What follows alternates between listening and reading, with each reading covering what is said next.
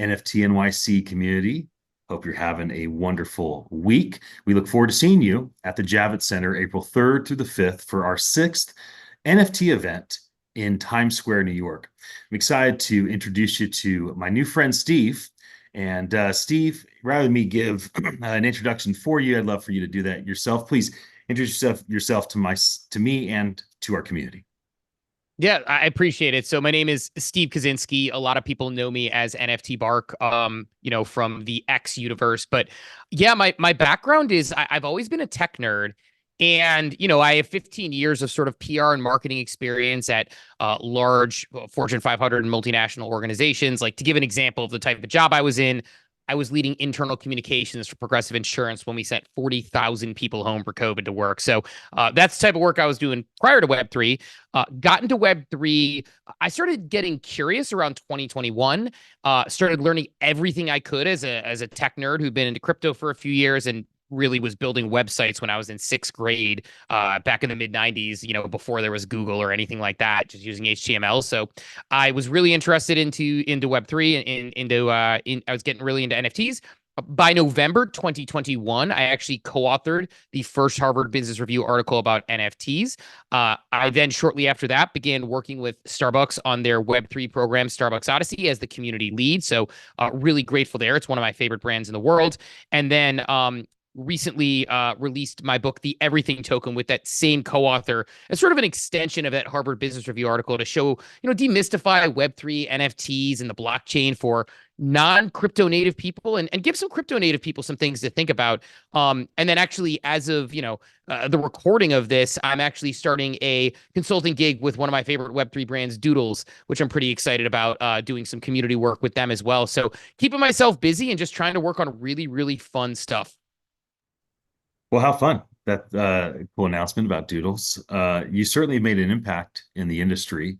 I think we'll dive into a lot of your, thoughts and the reason why people listen to what you have to say when we talk about the Everything Token book. But why don't we start with community?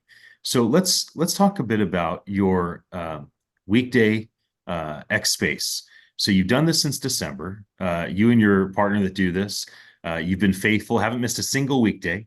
You've made over 550 of these in a row. So what can you tell us about the experience of launching on Twitter X and doing these spaces every single day, 8 a.m.? What time zone is that? Yeah, Eastern times. So we've been doing these since, like you said, December 2021. We started looking at, okay, like, we want to be able to keep up with the news of the day. And actually, my co-host, Captain, it's called Coffee with Captain. He just wanted to have a morning conversation because there was so much going on in the space. Things were changing on the daily. And he was saying, like, hey, why don't I get up? Anyone who wants to talk can come up and have a conversation. And when we started it, we'd have like 12 people show up, not 12 at once, like 12 total in and out.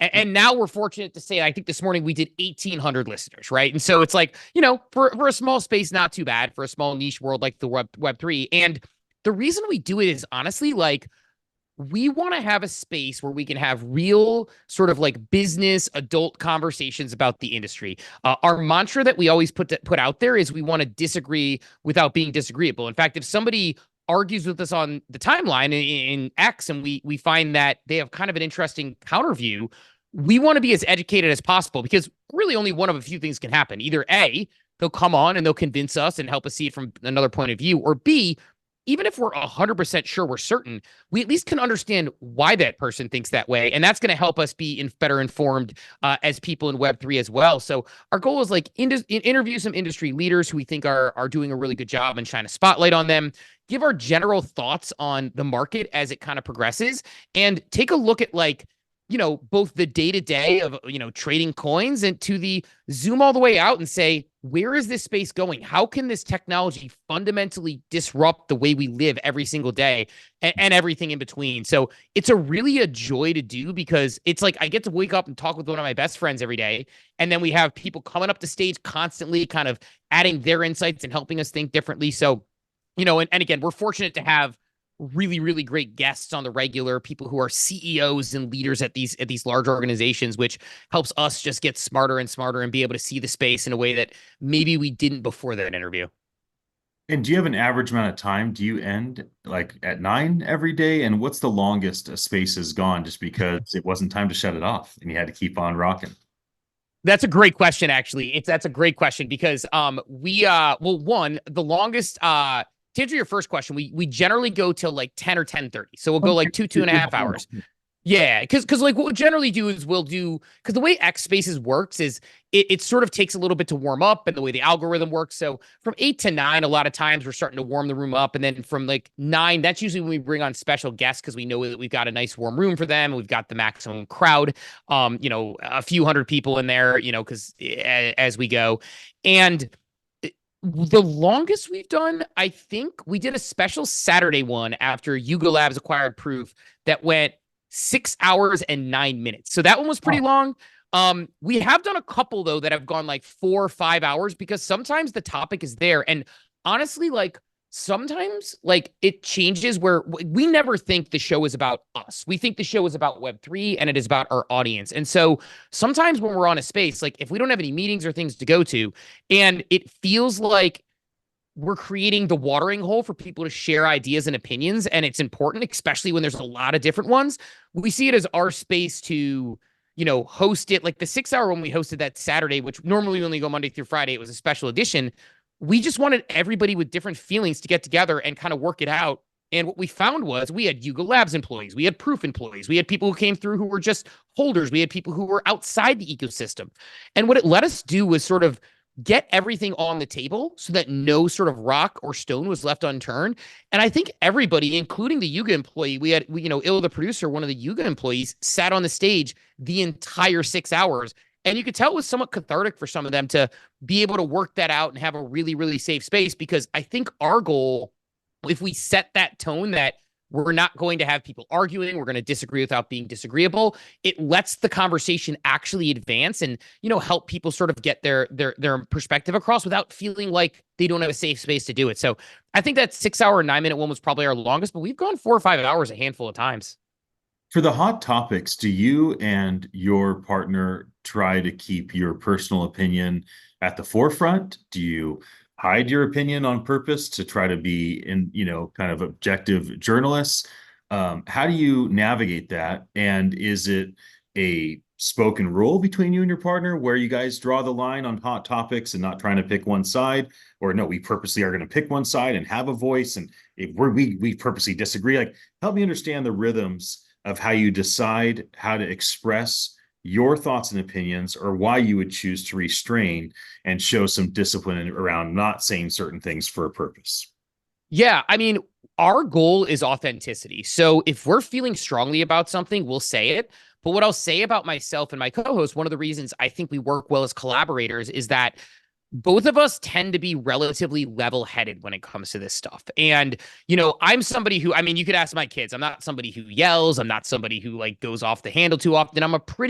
I sort of tend to be the calm during the storm at home as well as in these sort of situations. So for me, I'm perfectly comfortable going any direction, and I'll share my opinion based on the information that's shared for me on a person. Now, the area where I might hold back is I try not to be speculative if it's something that might paint someone in a bad light and I don't know it to be true. Like, I don't want to say, but if this is the case, and then kind of like put someone in a bad spot of, something that could be a fallacious perspective because it's not supported by data. So I try to be as data supported as I can. I try to express my opinion as honest as I can.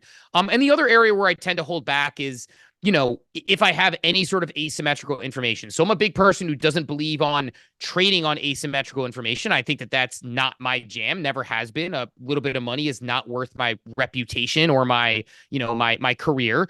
But if I have sort of information from talking to a team and know that maybe a founder is going through it and there's something personal, like I'm not going to share that information, but I'm going to understand the importance of having grace for that person, knowing that, it might not be shared with the world, but there's more going on there. So that's probably the only times we hold back, but we're generally very forward with our thinking because our goal is to be as honest as possible and help our audience and our listeners and our community make the most informed decisions and have the most informed understanding of Web3 and where it's heading.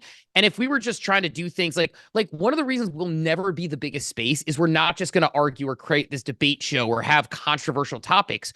We want to talk about the things that are important to us, that we think are important to the industry. And sometimes, like, those things might not be as sexy as getting on and yelling at each other, but, that's just not our style. Now, don't get me wrong. There have been days when we've disagreed strongly, and we have had arguments that have gotten, I don't know if heated is the right word because we love each other, but like, there are times when it escalates, but it's genuine. We genuinely sometimes see things on the other end. So, and I think one of the great things about it is because the space is so safe, we would never let someone on our stage get yelled at, right, or argued with. But if my co-host and I end up getting in a more heated debate, we know that at the end of the rainbow, we're going to text each other and say, hey, man, like, I might have gone a little crazy this morning. Hope you're doing all right. And then we're going to make up and, share pleasantries. So that's kind of the way we do it. But we never want to like present something that's not the most authentic. Because I've been in corporate environments before, and not my corporate ones. I should say I've been in agency environments where I wasn't able to be my authentic self. And that is so suffocating and hard. I would rather just be myself and let the chips fall where they may. You talked about the corporate side. I want to talk about brands for a second. If we compare Doodles to Starbucks, and I want to be respectful of Starbucks as an organization, not asking you to say anything detailed or specific. I just want to talk about the thought of brand. Doodles is one of the larger brands in the NFT Web3 industry that was birthed out of this industry. And Starbucks has become one of the larger brands that came into this industry that's been established for many decades.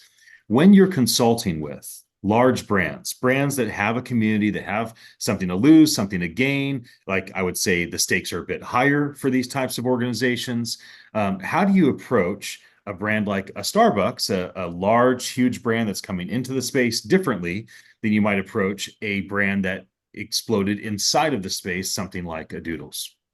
Yeah, I think it's just like what you're optimizing for when you're a consultant in that situation. So I'm a community lead at Starbucks. So my job is to, be the cruise director in the community, make sure everything's like running really well there. So they set up the program in a phenomenal way.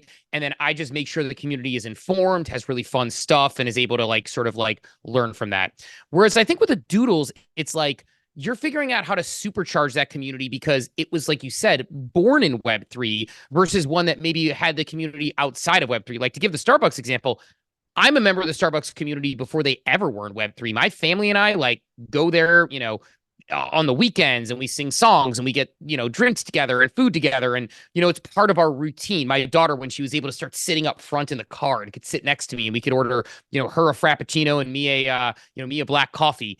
And so they had an existing community. So you want to make sure you're respectful of those sort of unwritten rules that are set out by someone who's a traditional Starbucks fan and understand it. And what's cool is learning their culture, like cup collecting and things. I think with Doodles, it's like, you're trying to figure out the culture and how you can set them off to, reach what they're optimizing for as well. So also very different in the sense that, Starbucks is a coffee company. Doodles is trying to disrupt the whole media model as they see it today and trying to change the way we do participatory storytelling and change the way that they can grow what they can, we would consider to be a broken media model. So I think it's just a different thing that you're optimizing for. But at the end of the day, like, and I'm sure we'll get into the book, but it's like, when I talk about the book, for an example, we have in that what we call the NFT staircase. And, it's sort of like a 5-point framework based on like our couple of years of academic research where we go deep into like what we think is supposed to be sort of the things that, would make a successful sort of NFT brand. And we, it's ownership, which is the table stakes thing in Web3. It's utility, which is like, why would you want to own the thing, right? Like, what do you build on top of it? Obviously, art and things, the utility is owning the art. But like for a lot of these brands, like utility is the next step. Right. Then identity, community, and evolution. And identity and community are two steps. Like 40% of the latter is that aspect of feeling connected to the brand for a reason, because NFTs provide this unique way you're able to do that. And I think you see it with something like, using Doodles as the example, you wear it as a profile picture throughout digital spaces. You make art and edit it. You buy shirts and clothing and wear those things to represent your identity. And you find yourself diving into that community. So how do you create that community and turn them into the best decentralized marketing arm in the world is sort of the goal with something like that. Yeah. I mean, a lot of these NFT projects have created mass amounts of intellectual property. And the IP over the next decade will likely be seen across comic books, movies, TV, merch, and so much more. But each of the projects have taken a different, not each, but many have taken different approaches to IP. For instance, what Proof and Moonbirds decided to do by making everything Creative Commons was quite different than what Yuga Labs did when they said, hey, you have the commercial rights to leverage this asset that you've acquired, this digital asset, and that's why people would create restaurants and shirts and things of that nature. What's your take, based on what you think and maybe what things that you've heard in your X spaces, on IP in this industry, and on the differences between the organization that's launching this intellectual property, these images, this art, making a choice like Proof made, compared to making a choice like Yuga made? And those are certainly not the only two choices. Some of the projects say you have no rights. You just own a token. So I'd love to get your insight on IP, and specifically the way that the organizations make a decision to say, hey, you have certain rights and utility that you can leverage this IP. I think it's so dependent on the organization and their goals. And that's not meant to be a cop-out answer as much as saying, for example, there's a little bit less flexibility around the Doodles IP rights, but they are building a universe with the IP and helping bring their community along for the ride. Versus Yuga, which has a much more flexible universe in the sense that, you know, somebody can create an entire storyline that has nothing to do with another storyline with those apes, and they see that as a positive, and they will also try to fan the flames on those. So I think it depends on, you know, IP rights are a tool like anything else, and the only thing that you can do is figure out how you use that tool. You know, it's no different than a basketball is a tool, and what I do with it is very different than what LeBron James does with it. IP rights are very much the same to me. So if I look at like Bored Apes, for example, them giving the IP rights and saying, do whatever you want, similar to what they saw from the hash masks, you know, early on, I believe they said they even copied the hash masks, you know, sort of exact IP rights way back when. Their goal is like, we want you to be walking through like a Walmart, a Target, a you name it, and there'd be Bored Ape ice cream over here, Bored Ape shoes over here, Bored Ape shirts over here, and sort of this big flexible brand that's almost like you're a franchise, but instead of being bound to just serving pizza, you are a franchise for everything, right? And when they created Made by Apes, they're like, these are official products. We're going to work on helping promote them. We're going to use our platform to help promote them. And so for them, IP rights are a very logical thing to do. I think the Moonbirds, my inclination, and I don't know exactly what Proof's, you know, plans were and are, especially now with the Yuga acquisition, was, look, if we want to go to a major studio and we want to try to get them to use Moonbirds or whatever in their IP, and use this IP in some way in their movies or their comics or whatever, going to each individual holder is cumbersome. It's tiresome. The legal agreements are tough. And we're seeing things like Overpass with Pudgy Penguins, which are making that a little bit easier and more scalable with those legal agreements. So maybe we'll see that. But I think it just depends on, like, my big thing is that if I am a brand and I'm considering IP rights, if I'm launching an NFT brand tomorrow, I'm thinking, what do I want to do with the IP rights? And then how am I going to support it? Because it is an important, like, the reason I'm glad you bring it up is that it's an important consideration that maybe we previously didn't have. You know, when I go to McDonald's and get a hamburger, I'm not thinking about the IP rights of anything. When I go and buy a Bored Ape or a, you know, MFer, very different, because one of those is CC0 and one of those is, you know, not. And so those are considerations. And I will even say, like, I talk to people who say, the reason I want an ape is because I believe I can build IP around it. I get a group of built-in product testers who are going to support it. And like, look, like, the product has to be good. You know, the product has to be good for someone to be a repeat buyer. If you make, you know, Bored Ape burgers and you have the burger and it's not good, well, no one will go back. If it's good, they will. But you know, you're going to get that built-in group of product testers. You're going to get that support from the brand, and they're going to continue to fan the flames to make it work. And so to me, like, I don't have a hard and fast stance on IP rights as much as I think each brand needs to think about the why behind it before they make any decisions on how they're going to use them. So if you're going to launch a project tomorrow and you have a blank canvas, and let's see, we can snap your fingers, make decisions, they magically happen. You don't have to spend the months to prepare. How about technically?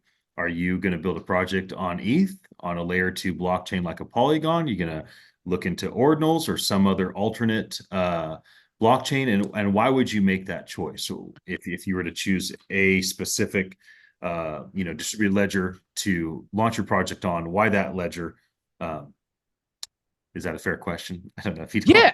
No, no, absolutely. Like for me, like again, it depends what I'm optimizing for because I'm not a like since I'm not an artist, I don't have a outside of music, I don't really have an artistic bone in my body. So I'm probably not going ordinals because I think that's a great chain for that, the way it's built out. The security, the sort of immutability of it, the inscriptions, great. I'm probably not building on ETH because of cost considerations. But again, I think ETH is a tremendous art chain. It's tremendous for provenance, and it has some great things along with it. But like, you're going to need to wrap an asset if you want to do a lot with it. So I'm probably building on some sort of chain, like maybe it's Solana, maybe it's a Polygon, like a chain like that. I mean, because I'm not launching a game, so I'm probably not going like Optimism or any of those, right? Or Arbitrum. So it's probably going to be something like a Solana. And the reason I say that is because, when people started, it was funny watching a bunch of people start to use Solana in the past, I would say, 9 to 12 months, where I started seeing more and more people start to go over to that ecosystem and realize, oh, yeah, like for an everyday consumer, paying $27 just to do business because that's the gas fee is way too high. So I would probably want to do a utility based NFT project, just knowing myself. And if I'm doing that, something like a Solana is much more conducive to me to being able to doing a loyalty program, whether they're staking that and getting some sort of rewards, or some sort of like redemption program, or even, connecting to get access to special discounts and things. Like, I don't think or if I ever did want to launch a game and you have more transactions, you want those to be gas free or something I can eat as the project. So for me personally, I'm probably going on, and there's a variety of blockchains that do this extremely well.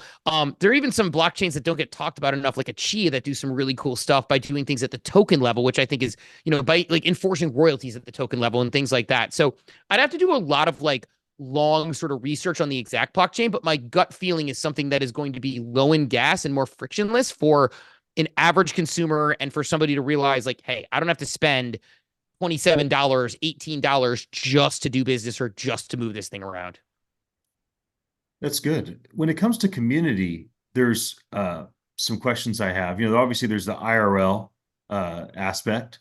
There's things like what you do with X Spaces. There's Discord. There's all these different approaches to creating and fostering community. What's your take in terms of some benefits that you see in different approaches, and maybe some landmines that people should be mindful not to step into? Yeah, no, that's a great question. To me, I think about like, it depends. Again, it depends on someone's goals. Like, I actually was just discussing this morning. Someone was like, hey, I want to work in Web3. What do you do? And my first year, I was very privileged in the sense that I saved up a lot of money, like when I was working in the corporate world, so that I was able to do this. But I went to every single IRL event I could, probably like, anywhere from 12 to 18 events in the first couple of years I was in Web3. Like, that often I traveled, events or get-togethers or gatherings. And the reason was, I think if you want to get a hit, if you want to get on base, you have to be there to swing the bat. And for me, that's what IRL represents. Now, I also understand that not everybody is going to be able to do that. But here's the thing. IRL is a world where you can have a conversation where you're not distracted, right? Like, nobody is, you're on Zoom meetings. Sometimes people are on their computer and you can tell, right? Sometimes they're off camera and they're on their phone. Sometimes they're paying, half attention, or maybe, even that's not the best optimal way to connect at all times. So for me, I always say, but if you can't get out to every single one, research, NFT NYC, tremendous event. I always recommend it to people because it's centrally located. People can get there. If you go to the conference, you can see some great speakers, and you're going to run into some people that you want to run into, and people are approachable. In fact, what you're doing with the breakout sessions this year, I think is brilliant because, I got off stage, I had a dozen people who were like asking questions and things, and I'm trying to navigate it, and I feel bad, and they're in a line. The breakout helps that. But like, someone could go to NFT NYC, say, I want to network with, name a speaker, and you're going to be able to do it because you're going to be able to go to that breakout session. So IRL is like, I think, the top one, but maybe someone says, I can't do NYC or doesn't do that time. Great. Check out what it looks like to go to VCon or ETH Denver or Consent. Do your research on which conference you think is going to maximize what you are optimizing for, and go. So that's always my top reco for that. For Twitter or X Spaces, that's actually my second best reco at the current state of where Web3 is. And the reason I recommend that is because you can have two-way interaction with people. And if you keep showing up to those, people are going to start recognizing your perspective. They're going to start hearing your voice. They're going to know you a little better. And, it's almost like social audio is a podcast where you can ask Joe Rogan a question live and get your answer. So to me, social audio is the next best thing. So IRL, best for fortifying connections, especially if you want to work in the industry or you want to learn more. Then I would say, an X Twitter space. And then after that, I would say like Discord or an X, just because it's a great place to talk, but usually like you're connecting more asynchronously. People are like there and then they're around and there's a message. So that's sort of my force rank for like highest impact value to like create those really meaningful connections. You can't go wrong with any of them. And again, I always want to say it's a privilege to be able to go to so many live events because I have the ability to, because I work in the industry. Some people get like 1-2 week vacation and they have families. So maybe they can go for one weekend or one day to a conference. Find the one that maximizes what you're looking for and go. And from there, spend time in those digital spaces with people, especially voice, because there's a connection over voice you get. And then you meet someone in person and maybe you just have those PFP avatars. Because for my money, NX Space is a metaverse, just like anything else. We're all behind PFPs. We never would have met elsewhere if we weren't in this space trading ideas. And then you get to meet IRL and have that connection point of being like, oh my God, that's the face to the PFP. So, and you recognize the voice. So that's kind of how I would rank them. On community, I think you have the nouns glasses next to you. And maybe before we talk about your book, we could talk about the nouns community for a moment. Because we've already talked about MFers and Yuga and some of the other V friends that are kind of behind you as well. Nouns, I'd love to get your perspective on nouns. I find that nouns did one of the most creative approaches. I find that nouns has one of the more committed communities that is kind of hitting things on in every way. And also they create technology, they made open source, and a bunch of other projects leverage their technology to kind of build consensus and a form of a DAO in their model. So do you have any perspective on nouns in terms of how they do what they do and what you see from the outside?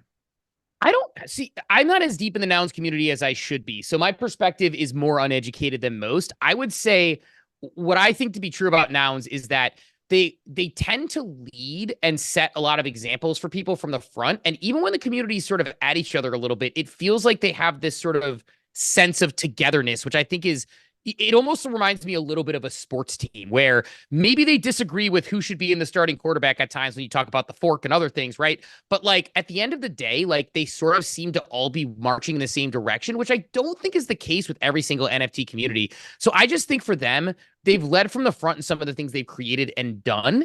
And I think it's like one of those rare communities where I feel like they have some dedicated people. Crypto punks are kind of like this too, where there's a lot of crypto punks who are there for a long time.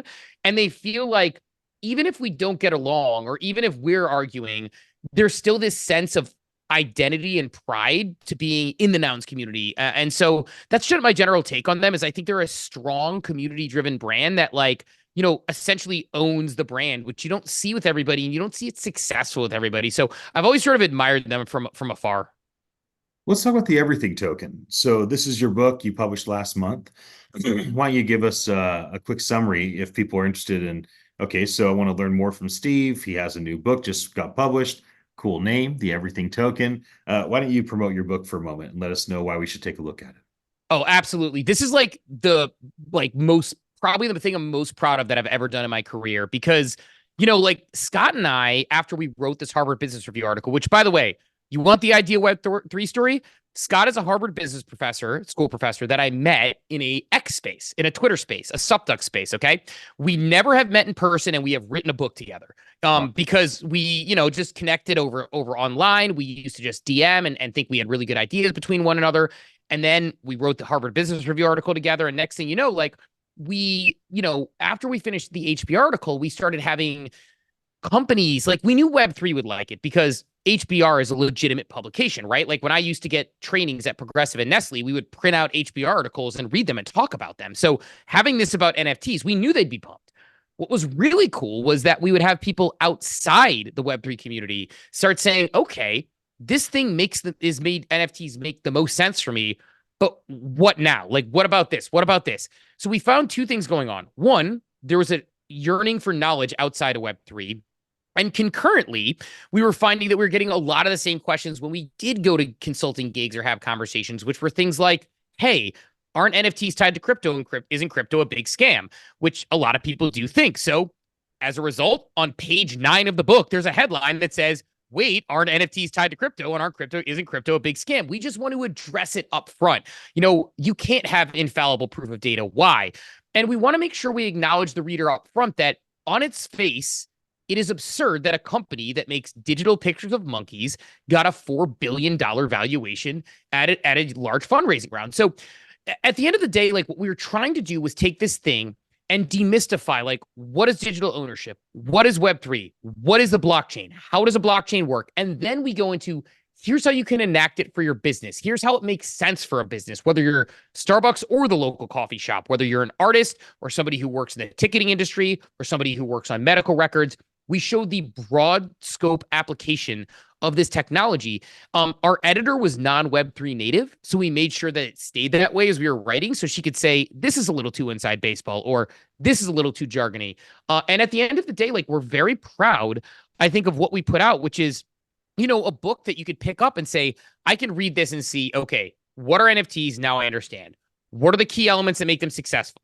Let's dive into each one of those key elements. What are the executional considerations as we're doing it? And actually, funny enough, one of the final chapters there, completely unrelated, I was working on my NFT NYC presentation for last year, and it ended up becoming one of the final sort of chapters because we realized this is applicable. And I remember Scott, I asked Scott for feedback on it, my co-author, and he's like, dude, this is like the second last book right here. I'm like, oh my God. And the other thing I'll say about it that's really proud is, like, when I look on the back of the book jacket, I think a lot of times, like, if you don't believe me as the Web3 guy and entrepreneur, and you don't believe Scott as a Harvard business professor, on the back of the book jacket, we have endorsement quotes from Gary Vaynerchuk, Chris Dixon, sort of from A16Z with Read, Write, Own, 2 Nobel Prize winners, Adam Brotman, who was the former chief digital officer of Starbucks, and then Jeff Charney, a former CMO of Progressive. So we did our best to get, like, the people who we knew could, really endorse and put their stamp of approval on this thing, that would say, you know what, like, I'm putting my name on this because we really believe in this product and it's important. And, for us, our goal is, like, man, like, to give, like, one quick story about it. Yeah. I was on a podcast with a friend of mine, actually a friend of mine I met at NFT NYC. Again, not to keep going back to it, it's funny, like, my friend Mars. And he had me on his podcast to promote the book. And during it, he mentioned, yeah, my dad is pretty tech savvy. We play chess on the Oculus, but he's never really got NFTs. And I said to him, and Mars is in his, 40s. And so, his dad is, whatever, just kind of resistant. And I said, well, tell you what, why don't I sign a book for your dad and send it to him, and we'll see what he thinks. I got these pre-copies. The book wasn't out yet, so he'll get it before everyone else. He goes, sure. I get a DM from him a couple weeks later. No idea how it went. He's like, hey, Steve, I got to tell you. And I get goosebumps saying this. He's like, my dad read your book. I get a text from him. And he goes, I'm 9 pages in and I'm starting to understand what you're talking about. Then he gets a text from him later on and says, I'm 2 chapters in and I've set up a wallet. And then he gets a text from me, said, I'm halfway through the book and I bought my first NFT. And I get goosebumps saying it because, yes, it was like a bestseller on Amazon. That's awesome. And that means a lot to us and frankly a lot to our publisher. So that's great. But, like, what means something to me is when I hear a story like that, to say someone who was like, sort of, hesitant with the technology, read the book, understood it, and now we've created a bond. I mean, we know how much we love our NFTs. A bond between a father and a son in this world that we all love so much is, like, the coolest thing to us, that we had those. And we've gotten dozens of stories like those since we came out with it. That's the biggest endorsement and testament to the book to me, is that you can hand it to your friend, your mother, your father, your aunt, your kid. My daughter's reading it, my daughter's friends. My daughter's 12. All of her friends have asked for it. To give it to them and have them say, I get it, is the coolest thing to me. Well, we appreciate that you wrote it, that you put the time into it. We need to create more opportunities for people to understand the everything token. And that's exactly what these non-fungible tokens are. That's inevitable technology. Every house deed, every car pink slip, every membership program, every receipt, just take all the art and the collectibles out of the picture. Obviously, those will continue to dominate, but just the boring uses of the everything token is an inevitable future that people, whether they acknowledge it now, they certainly will experience it soon. Can I comment on that real quick though? I love. Ian, I've never loved you more. Like, this is exactly what we like want people to understand, because so many people, like, they look at it and they see JPEGs, which, don't get me wrong, I love the community-based brands. I'm working with Doodles. It's a community-based brand that's trying to disrupt media, but it is medical records and loyalty programs and house deeds and all of the things you make, car titles, and being able to create flexible brand assets. It's Lin-Manuel Miranda being able to say, if you attended the Heights before I made it with Hamilton, when the Heights just became kind of big, like, when that happened, he's like, I know everybody who has a ticket to that because it's in their digital wallet, and I can reward them by letting them come to him. Like, that is what's cool to us, is like somebody being able to do that. And so, like, I love that you brought up the mundane one, because throughout the book, like, it's like you were like with me, us and our editor, where we would be giving an example and we would be challenging each other to say, we need a more boring example here, because we need to make sure people understand this isn't just digital monkey pictures. It is a general purpose technology. So I just love that you said that, because like that is the cool part about it. And that's like the biggest takeaway we've heard people in Web3 actually have from it, is like, whoa, like you went outside the scope of like, hey, these are cool NFTs, everybody just on board. Our goal isn't to get people to like, to us, mass adoption isn't somebody like buying my ETH NFTs. Mass adoption is this making the world a better place, so that someone in a country of unrest can have a teaching degree and go to England and prove they have a teaching degree because they had it on the blockchain. Like, that is the technology. So anyway, I just get passionate. I love that you said that. That was a great response. Your talk at this upcoming NFT NYC, we're excited to have you on the main stage again. Do you want to give our audience a bit of an understanding about what you intend to talk on, and why they should come and be a part of that?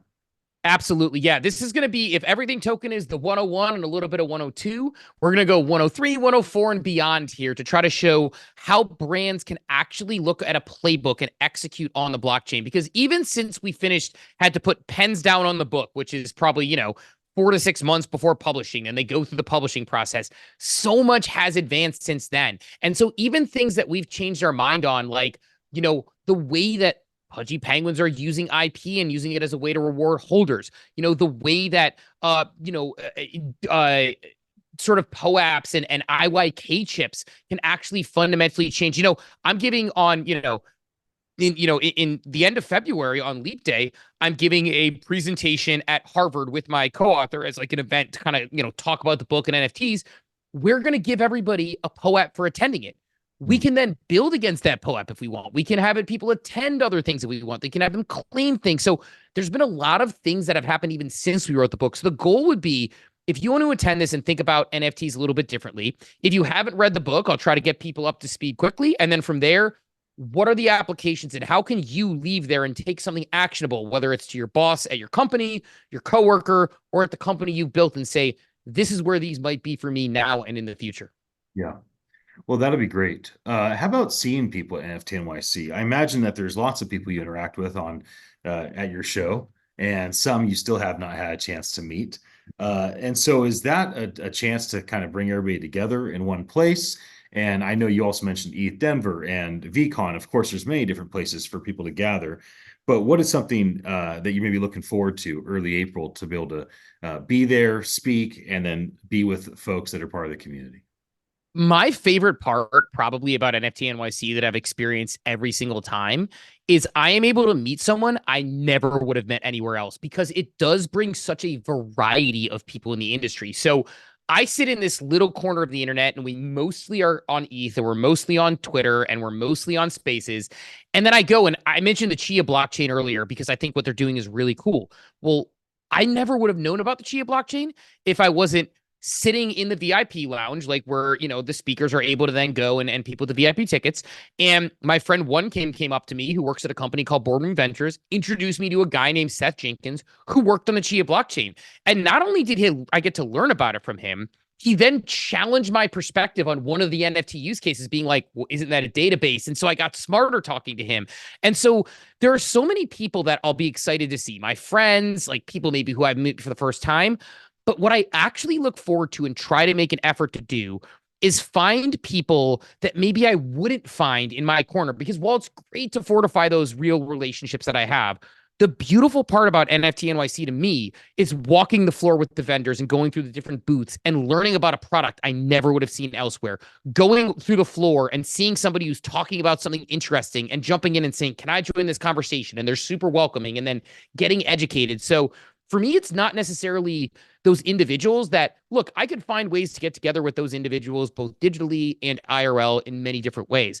But it's the new relationships that happen that I never would have had otherwise that really, really, I think, are the cool part about something like an NFT NYC that is so broad in scope related to NFTs. Well, we're happy to have you. I certainly am glad to be going back again. It's been a joy to be a part of all of our events since it was an idea. A couple follow-ups for the community. Check out the Everything Token. It's everywhere you'd buy a book. Join Steve and his partner and their community. They had 1,800 people there this morning, 8 a.m. every single weekday Eastern Time. Steve, anything else that you'd like to mention? And maybe you could end with how people can reach out to you. I'm assuming they just go to @NFTBark on Twitter. That's maybe the primary way that you communicate with new friends, but feel free to let us know anything else that we should be mindful of. Yeah, no, I appreciate the time. And honestly, like, big thing I would say is like, number one, like you said, like, if you buy the Everything Token, it means the world to me. If you do, please, please, please tag me on X, because I want to retweet you and I want to thank you personally. I think I've thanked every thousands of people over the past month. I have literally retweeted, thanked, said specifically. It means it does not get old. It has been over a month since our book came out, and I still got tagged like 3 times today with it, and it never gets old. So please, if you buy it, tag me. And if you like it, write a review. Those Amazon reviews mean a ton towards the algo. And look, there's still some people who don't like NFTs out there. We got one non-verified buyer who said something like, bunch of scammer crypto bros. And I'm like, he's a Harvard professor. Like, I worked in corporate. But so like a review would mean a lot. So I'd say those two things. And yes, please, like, NFT Bark on Twitter. Appreciate anybody who comes through there. That is my main place, because that's where I have the most discussion. So that's there. If you want to look for me, that's the best place to find me and discuss. And I'm oftentimes in spaces. And if you hear this and you're like, hey, I'd love to trade ideas and have some, intellectual conversations, show up to the show. We love having new people on stage. What a great invitation. Steve, thank you for making that invitation. Thank you for the work, the diligence to create the book that's helping people understand the Everything Token. That's exactly what the NFT industry is. It is the crypto approach to creating tokens that we can digitize everything. It's simply a receipt with rights most of the time. And you make that very clear for people to wrap their head around. We look forward to seeing you, as I've already said, at the event. And I personally look forward to seeing you and connecting there. So until then, my friend, have a great day. Can't wait.